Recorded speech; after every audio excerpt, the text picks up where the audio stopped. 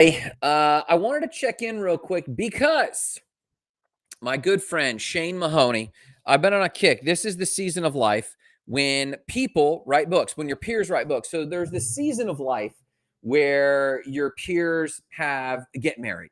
And then there's the season of life where your peers have kids.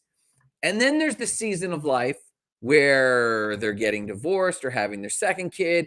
And then there's this season of life where your friends write books. And I don't know how many, let's not do that.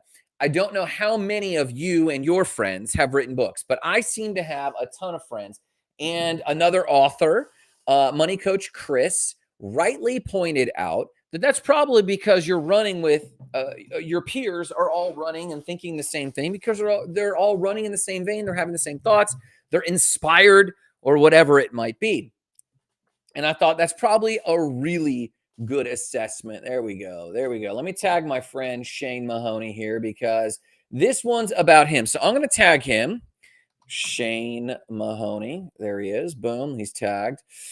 I'm going to tag him here because I'm going over his book, The 1840 Rule. And I want to feature my friend's books, because I'm an author and I've written the yellow books on that stack, and I'm working on several other nonfiction books and fiction books. And I want to continue to put out good material as I age because writing and teaching is the only thing we have. I featured last week another friend's book, and I'm just going to give a quick note to this, that this was another friend's book. Prometheus Before Breakfast, very Kurt Vonnegut, very hilarious, very funny. But today, I'm shouting out my friend Shane Mahoney's book, The 1840 Rule. And I'm going to tell you right now, go pick up this book. Go read this book right now.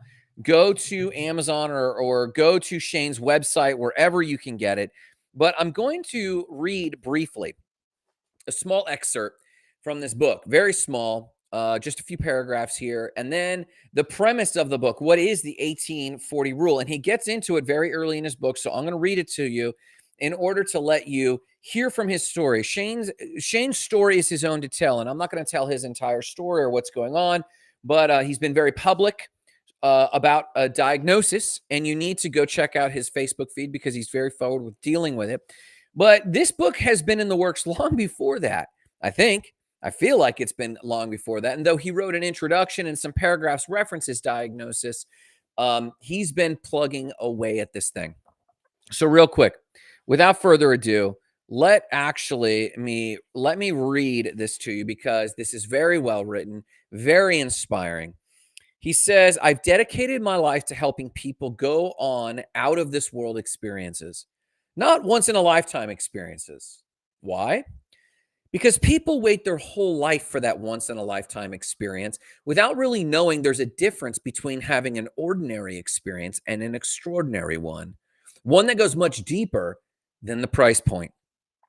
We only have one life, and we want to fill that with as many experiences as possible. And that's why at my company, Lugos Travel, we make sure that you have the opportunity to live life to the fullest, one out of this world experience after the next. Because our time is not guaranteed, presence is the only real currency. Let me read that again.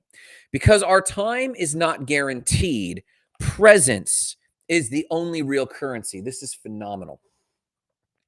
It's categorically cliche, but we have to live every moment like it matters. Every moment, big or small, is important because in every moment, there is the chance for the opportunity, the chance to experience life at its fullest. There are moments in our lives that are there to test our beliefs, and not in some surface level way, but deep down asking, do you really believe what you say you believe? It's easy to talk a good game, but moments of real pressure reveal just how sure you are of yourself. They show how deep these convictions actually run. Lately, and perhaps with good reason since my diagnosis, I've noticed myself becoming more emotional than I've typically been. And then he shares some very vulnerable moments, which I'll let you read. But then I want to jump ahead to the 1840 rule. But even if you don't have children, the 1840 rule is about realizing that time is the most finite thing we have. I realized we are all searching for meaning. We want our lives to count for something, to leave a mark. But let's face it, in the grand scheme of things, the reality is humbling. The universe is billions of years old and we're just a speck in it. And when you think about it, it's easy to feel insignificant. But I was asked once, how old are you? Subtract your age from 75. That's roughly when most of us hit our no-go years. That's how many summers you have left in your prime.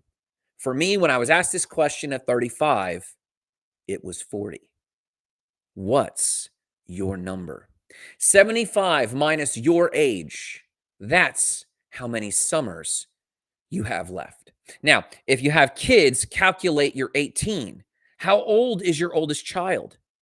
Subtract their age from 18.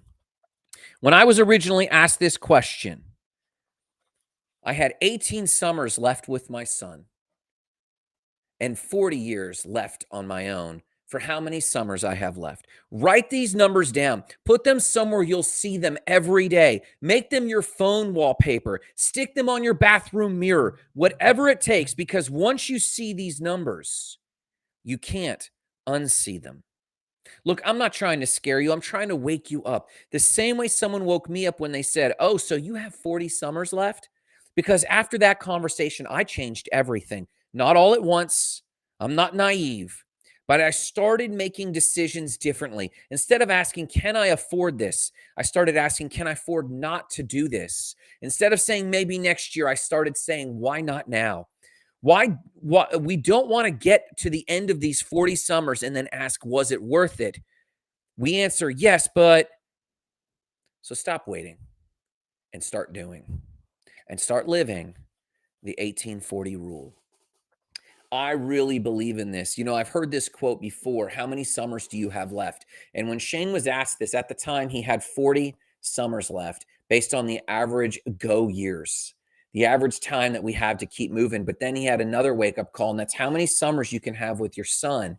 And he only had 18 summers left with his son. And he mentions in another place in this book, he mentions that on the average, the time you spent with your son in the 18th year is more time gathered up than you will the rest of your entire life, because they go off into the world as they should and live their life. And our hope is that the next generation wants to spend time with us.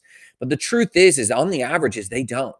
And this 1840 rule from Shane is phenomenal reminder. Now, he says he's a luxury lifestyle specialist. He is experienced to tell you that people who have spent large amounts of money to have what they thought was once in a lifetime experiences, and shouldn't be, as he said here in the introduction, you got to hear this. They're not once in a lifetime experiences. They're out of this world experiences, because you should be living out of this world experiences more than once. You should be living an extraordinary life. This is right up my alley. I cannot wait to finish this book. This is a shameless plug of my friend's book, Shane Mahoney, The 1840 Rule. Go pick it up wherever you can pick it up, Amazon, on Shane Mahoney's website, whatever you can. I'm excited to finish this. Escaping Autopilot in the Age of AI is the subtitle. I'm super excited because he has a lot of experience sending people on luxury trips, meaning people with money who should have all the answers. He really reveals a lot of his experience and how he helps people live out of this world experiences instead of once in a lifetime experiences. Thank you so much, Shane, for writing this book and making this possible. Everyone, go out and check out the 1840 rule today. Have a great one, everyone. We'll talk to you soon.